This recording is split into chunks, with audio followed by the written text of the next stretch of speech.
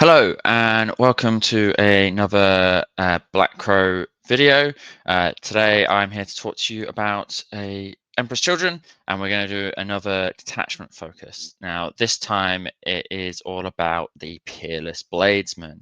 Now as a melee focused player myself, this is the detachment that drew my eye first. Like this was the one which I was like, I need to like this looks really interesting. This looks really good, and this was the first one that I put on the table. I think it's a really solid detachment. I think if you're playing teams, for example, and you're wanting to you feel like your team is weak against melee focused armies. This is the detachment for you. It's very strong versus other melee armies. It has some nice tricks to deal with other so non-melee armies as well. We'll cover some of that, and it has some like amazing suite of enhancements, stratagems. You got five good ones. We'll get into that now. But yeah, so let's look at the detachment rule first. So the detachment rule is quite a simple one, nice and easy. Comparative to the last video of talking about coterie, this one is literally just when you charge, you get stained hits one and lethal or lethal hits. You get to choose one, whichever each unit gets that does a charge gets to choose one. It's fantastic. Like it's solid. You don't have any access to rerolls in this detachment, which is the main issue. I mean, like as in outside of the unit data sheets themselves that have them. So it does have its struggles. Don't get me wrong, but the being able to just have sustained hits or lethal hits when you need it is just really really good. Also, to make sure that people are aware, when you heroic, you will also get this ability because you have made a charge move. So and with our like fallback in charge and things like that, we're pretty much always going to be making charge moves. It's rare that we're going to be staying in an ongoing combat, except for in maybe our opponent's turn if they decide to stay in combat with us or if they charge us. So it's not completely flawless, like as a detachment rule. It's not just every time you fight. It's not like Custodes, but it's close enough. Like in reality, you'll be surprised you're using it most of the time you're getting this rule. So let's look at the stratagems. So there's five very good stratagems in here, in my opinion. One dud one, and I feel like everyone can read this list of six stratagems, and can see the dud. Now, situationally, it might not be bad. So let's just go through it in the order that I've written them in here. This is no particular order, but we've got -1 to hit in melee, which if you do get charged and there's that key moment where you just like, or someone interrupts into you, like using this is quite often massively reduces your opponent's like damage output. It's super nice into units that are only hitting on like threes or fours, and you just want to be that little bit tankier. One of the problems that we have is potentially not being quite squishy. So having this kind of helps just like deal with that potential like clapback, especially if it's a place where it's like, oh, if I just live here, I'll hold this objective, or if I just live here, I'll be able to hit this unit and deal with this, like maybe a fight first unit that you've had to get through. Although there's a better way of dealing with that in a second. So it's quite a nice little thing of like, I kind of want to survive a bit better over here.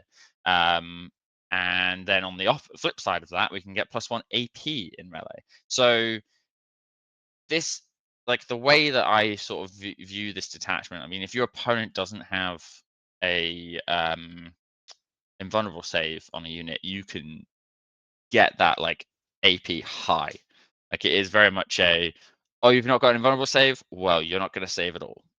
Because there's so many ways of getting extra AP in this with this like just anytime you can do this stratagem, but then there's also like the walking prince that can give you extra AP on the charge. You've got your Lord Exultants have their when they have their go turn, they get an extra AP. So you can have Lord Exultants suddenly going up to like 5 AP if you use everything, which is so over the top. Like you don't need that, but like it's pretty cool. So the Then the next stratagem is the reason why I say this is just so good in the combat mirror. Is one, you've got multiple like fight first stuff going on. You've got Lucius. There's an enhancement for fight first, and it's kind of funny. Like once per game, fight first. It's almost like having fight first the entire game. I know it's not, but it's so close because your opponent has to play around it at all times, and it's just like, if you've got ongoing combats, you're probably, in your opponent's turn, then you're going to be fighting first there anyway.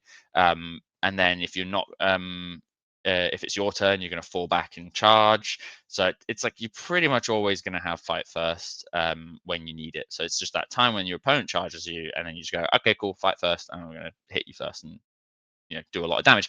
And it's the sort of thing where it's like if an opponent charges you and you've got a decent amount of CP, you literally just go fight on death with the first unit they activate, and then you can interrupt with the second unit. So it's 4 CP. It's very expensive. You need to play those early turns correctly to get as much CP as possible and not spend any. But then if they happen to say charge 3 of your units, and one of your units has fight first, you're like, okay, so I fight first there, then I fight on death where you act, and then I interrupt in the last one. It's like, whoa, that's 3 of their units that die for 1 of yours, and it's just like it's a real tough matchup for any melee army to come against. So it's almost like a counter to like the other EC stuff as well, right? If you think about it that way, there's just a lot of um, combat tricks in here. So then the extra battle shock with extra steps is what I've called this. The fourth stratagem on this list.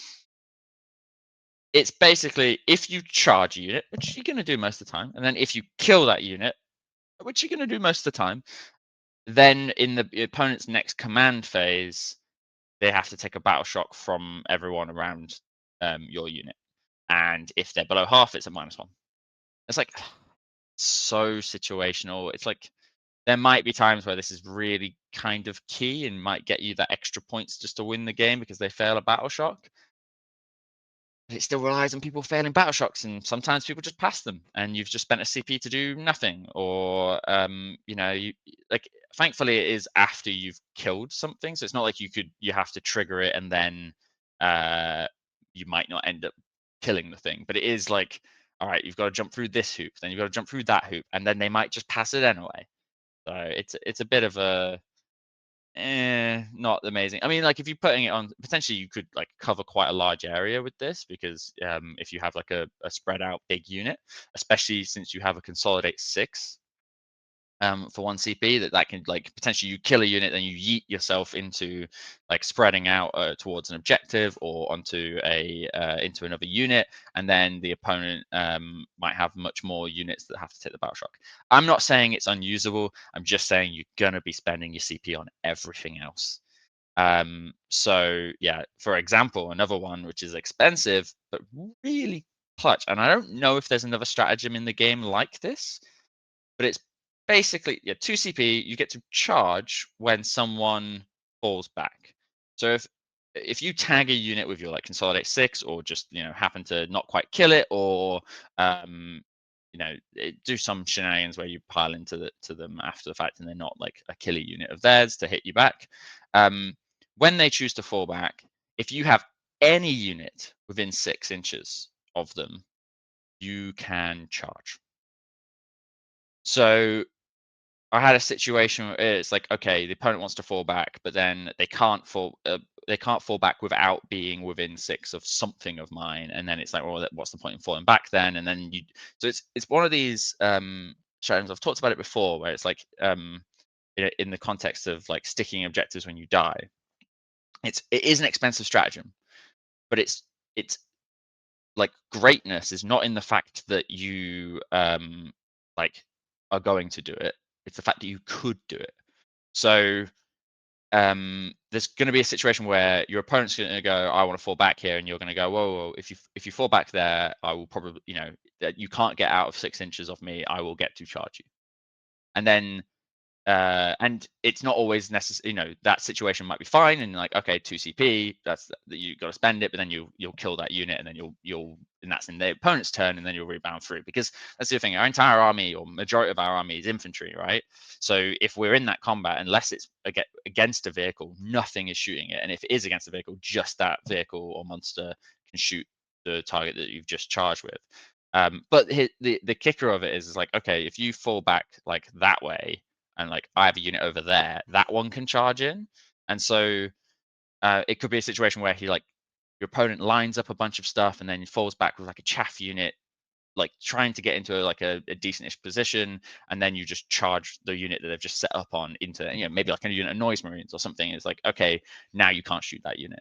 And so it's a very good trick, and because it's the threat of it, it might force your opponent to just be like, oh, it's not worth me doing that. So then you don't end up spending the CP. But you've still forced them to stay in combat with you. So because this is another place where, because we made the charge move this turn, we get our detachment bonus as well. So it's almost like not worth it in that sense. I mean, like your opponent should be thinking like, oh, you're gonna have to spend 2 CP to do it, and then they could fall back and you go, hey, I'm not going to do it because it's not worth the 2 CP in this situation. So it's potentially like the threat of it could save the fact that means you don't need to spend it, because they don't do the action that triggers it, uh, which is very nice. So I always like things that force the opponent to like preemptively have to react to you, so that you don't end up having to like spend in there. It does give your opponent the agency, but also it forces them to play in a suboptimal way, which is beneficial for us. Um, and yeah, then I've already mentioned it a couple of times here, but we have a Consolidate 6. It's not as good as a Pile In and Consolidate 6, but in this codex, that costs 2 CP to do that Pile In Consolidate 6. So, you know, I'll take it. Consolidate 6 is very useful. It would be really cool to use on like a Fulgrim, to get into like aura position to do fall back aura or something like that. Sadly, Fulgrim is not that great, especially now that we've found out that I'm pretty sure it's locked in that he's on a 130 millimeter base, which makes him very difficult to move, especially around certain terrain sets. He's better on GW terrain because there's a bit more of the space, with the like low height terrain that you can move over for free. But he's still really expensive for what he does. This detachment would give him lethals because he already has sustained. It's just not quite there, right?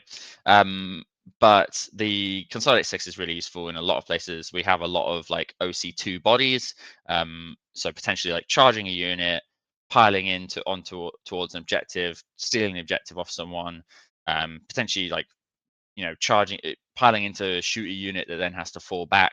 And then once again, if it's not fast enough, you have this potential combo of just being like, okay, I can get into something, force them to have to do a fallback move, which then lets me charge, and you're covering a lot of space. Yeah, I mean, if the opponent moves quite fast, but remember, to be out of the 6 inches for the charge, they have to move at least 7, and that means that you're not on the other side of them. Because if you like have a consolidate of 6, you might be able to get models to both sides of the model and of theirs, and then they can't. Yeah, they might be able to like desperate breakout to get out, or they might fly, but then they have to go quite a bit further to get away, because we have 32 mil bases, so they'd have to move more than 7. Um, so it's quite an interesting mechanic. Like being able to charge in the movement phase just seems like really strong. So I really like this.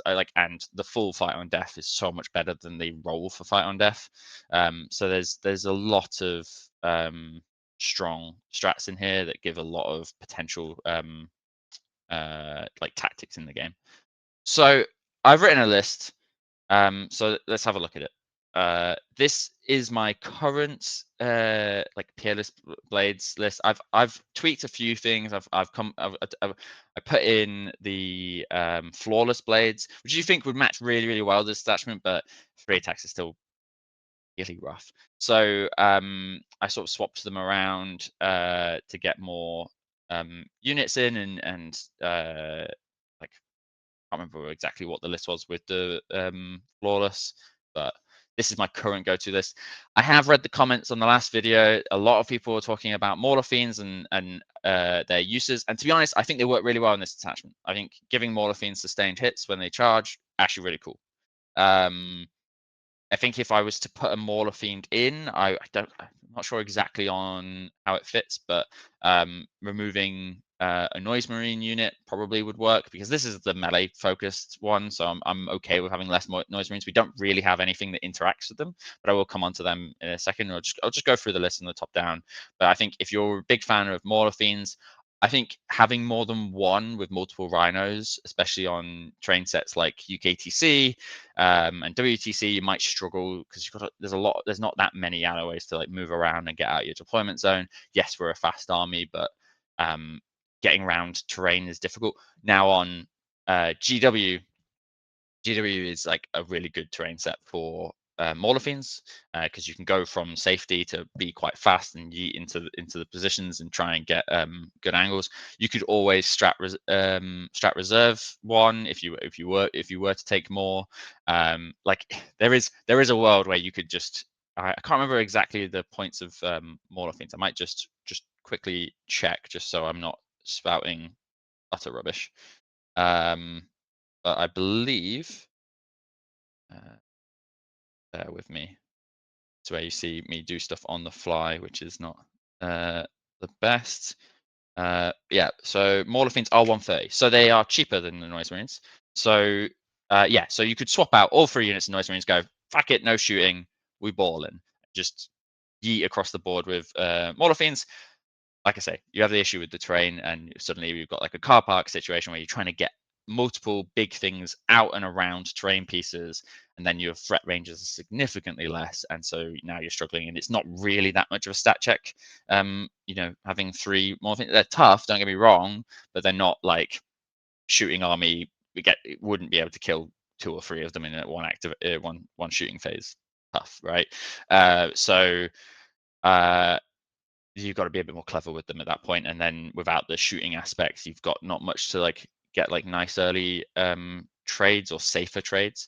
So one of the tricks to remember you can do is if you've got Noise Marines and a Rhino, you can sort of poke the Rhino around a corner of a ruin, shoot with the firing deck and the Rhino itself, potentially kill a chaff unit or kill some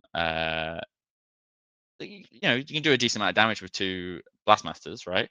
And then when the opponent retaliates, yes, they can pop your Rhino, and sad you don't have a Rhino for doing like objective scoring and stuff, but your Noise Marine unit can safely come out behind the wall, and then they can walk through the train and retaliate against the unit on the other side, or get into another Rhino or whatever. So there's the Rhinos are quite good for like trading games.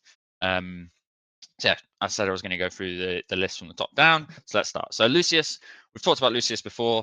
In this detachment, he can get like extra, sustained hits, which is fantastic. He has full rerolls, so we're suddenly balling on. You can fish for the 6s, and you can get quite a nice swing up with that, which is really cool. And he's AP3, you can pop them up to AP4 if you need. If you're going into a night, for example, you can just go no save for you.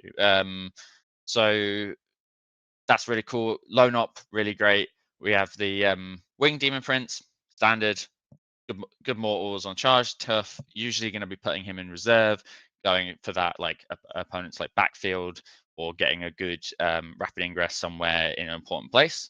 Potentially maybe even setting up for like a heroic if your opponent's about to charge an area from like a decent-ish charge, right?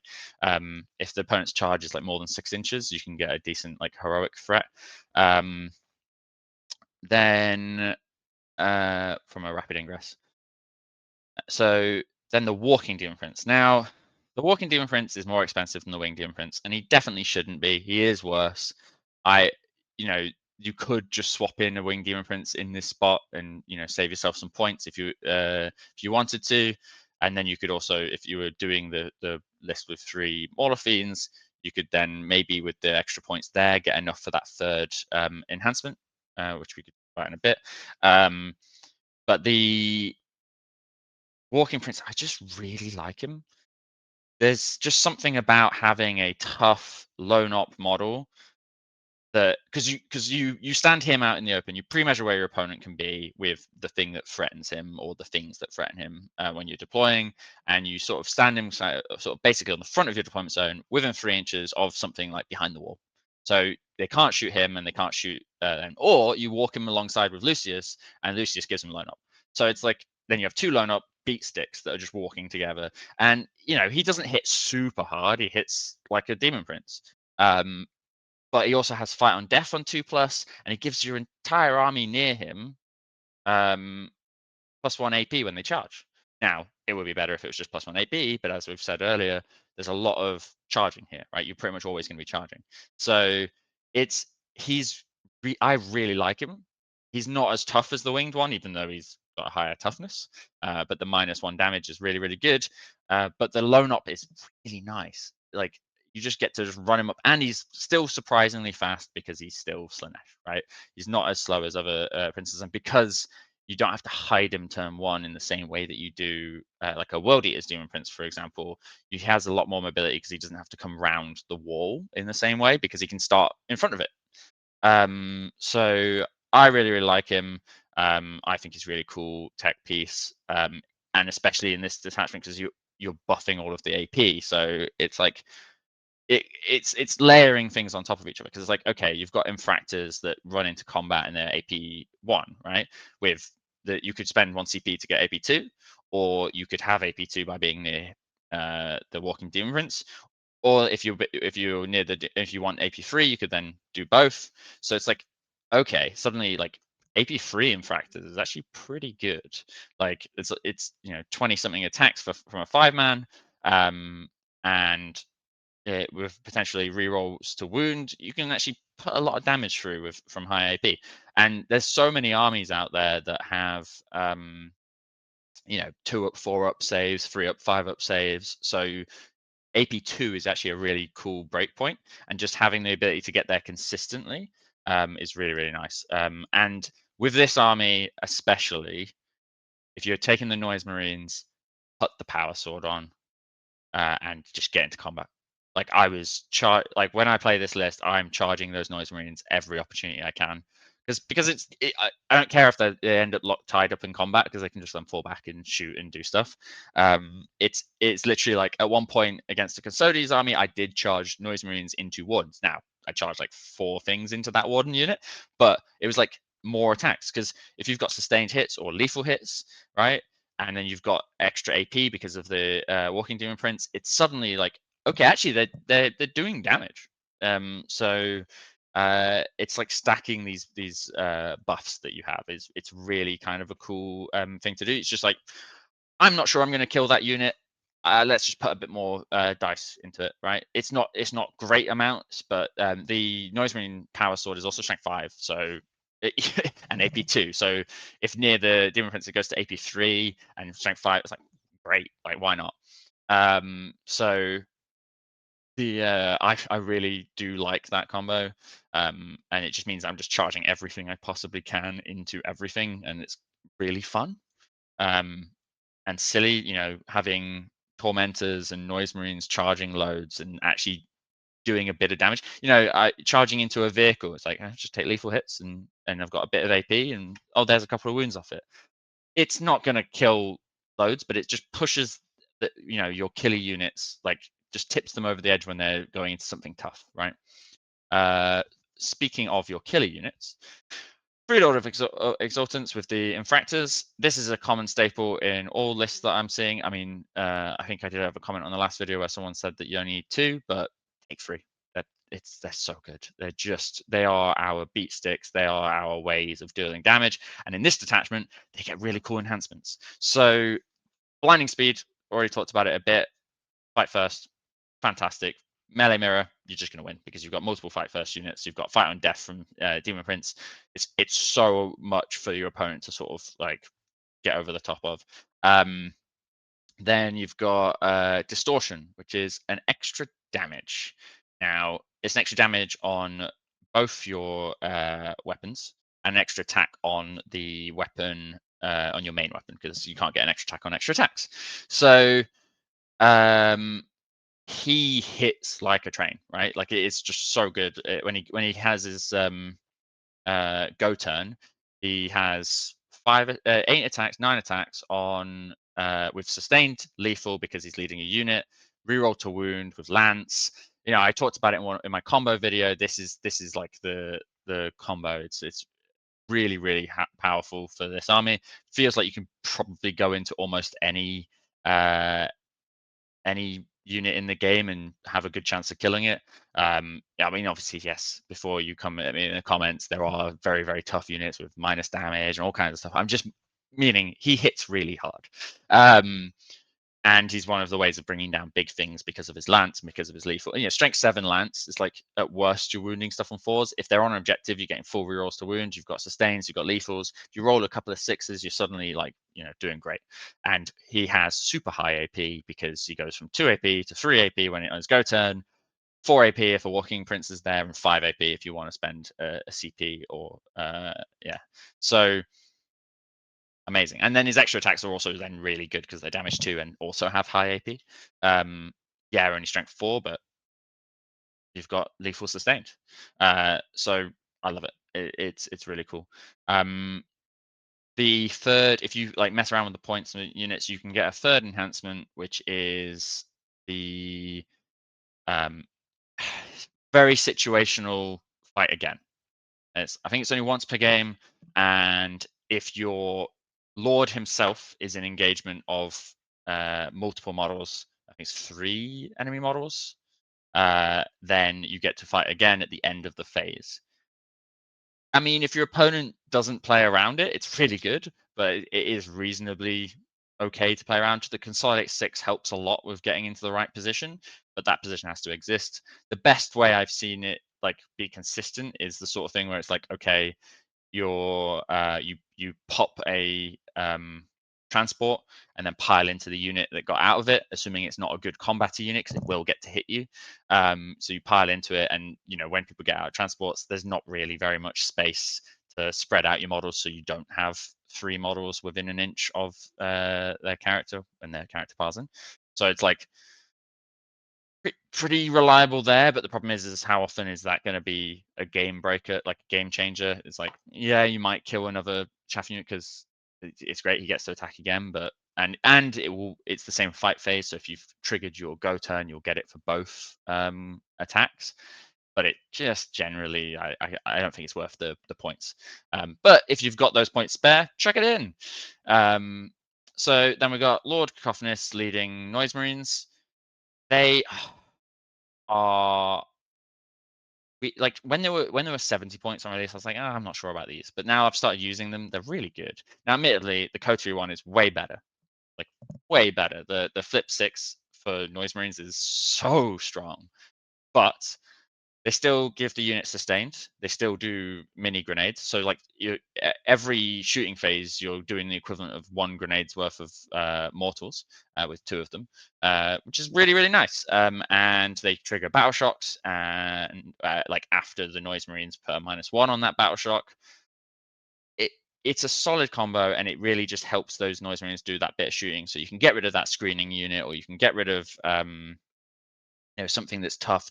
Try to trigger that warden feel no pain in the shooting phase, so that then the fight phase is easier. Or if they don't trigger it, actually kill some of them. So getting that sustained is quite nice, because you obviously the detachment rule doesn't work in shooting.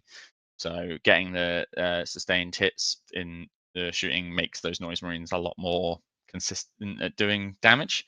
Before that, they kind of they do a bit. Don't get me wrong, the Blastmasters are very good, but without the rerolls that you get from Coterie, it does make it a little bit harder for them to actually punch. But yeah, so 3 times 5 tormentors gets you everything you sort of like need for sticking objectives early, getting some infiltrators in, having some board presence, board control, where you don't have to commit too much, and that cheeky precision melter gun to try and snipe out some random character, which I'm still yet to have work fully successfully, but it's exciting every time. It's like, ooh, is it going to happen? Is it going to happen? Nope. But once again, this unit is so much better in combat now because of the ability to get extra AP and charge, giving you extra like sustained or lethals. And suddenly it's like, okay, they're not as like weak in combat as they feel in other detachments. Because quite often, if like it's like a nice little thing of like, all right, turn one, I've gotten first turn, I've stuck this objective, I don't need to do an action over here because of the secondaries. Let me just charge into my opponent's deployment zone with their like screening unit, and just be annoying, right? And potentially get that extra CP from the icon. And so yeah, you advance forward, you shoot them, you charge them, and maybe tag a vehicle or something, and then block like a entrance from their deployment, which means that you're move blocking them, right? So, and if that unit then decides to fall back, you might have a charge set up with this unit as well. So it just really annoying early game shenanigans that you can do with tormentors in this attachment, because they're just better, which is great. So yeah, noise marines, rhinos. Like noise marines start mostly on the board. They're the ones that might be on the other side of the wall for the walking prints if you want Lucius somewhere else to spread out your lone op. But yeah, you just want to sort of maybe chuck them into rhinos if and get the guys out, but you want to not start them in the rhinos so the rhinos can scout. So then you can sort of set up the rhinos like mostly out in the open, and then if you go first, they scout forward. If they don't, they scout into a hidden position. Yeah, so you can get some cool angles with that. You can always drop the infractors out into like a staging terrain, and then the noise marines hop in and drive forward after the scout move. So it's quite a nice like way of like trying to get angles. On turn one, especially, it's not easy to get angles, or you don't need to. So yeah, I really like this list. Like I say, I've given you ways you can get in more fiends. Please don't be mad at me for my list not having more fiends. The matchups wise, this is really strong into melee armies. So if the meta becomes a lot more melee armies, this is really good. If you're running into something like Yanari, you can just choose not to shoot the noise marines a bit. Like it feels bad if you're going into Yanari, having those three smaller things might actually be a better way, or bigger units of infractors and things. I think what else? It still struggles into things like knights. I've played this versus Solar Spearhead and won.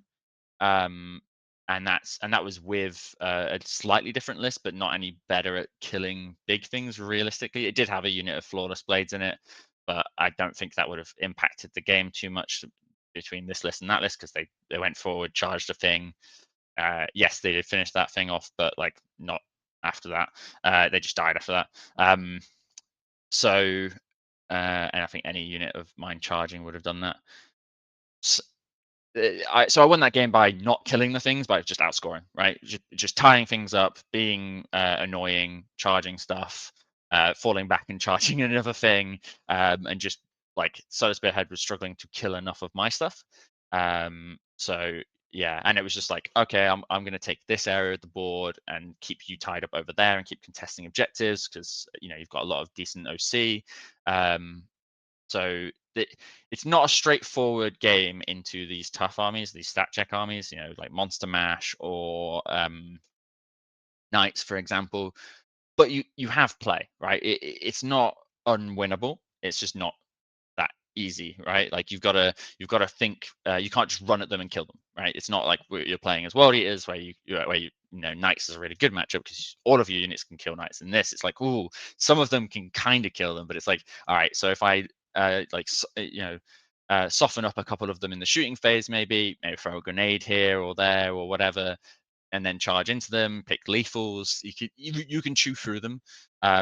The infractor units, especially if they're on objectives, can kill a baby knight in one activation reasonably fine.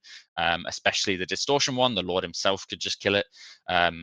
You don't. It feels like if you're charging the distortion lord into a war dog, then you don't need to trigger the ability. With sustained and lethals, rerolls to wound, and the units like extra like attacks and damage, you're probably fine killing it. But if you desperately need to kill it, you want to trigger it. So you gotta bet, make those gambles and figure out what's best to do. in the situation.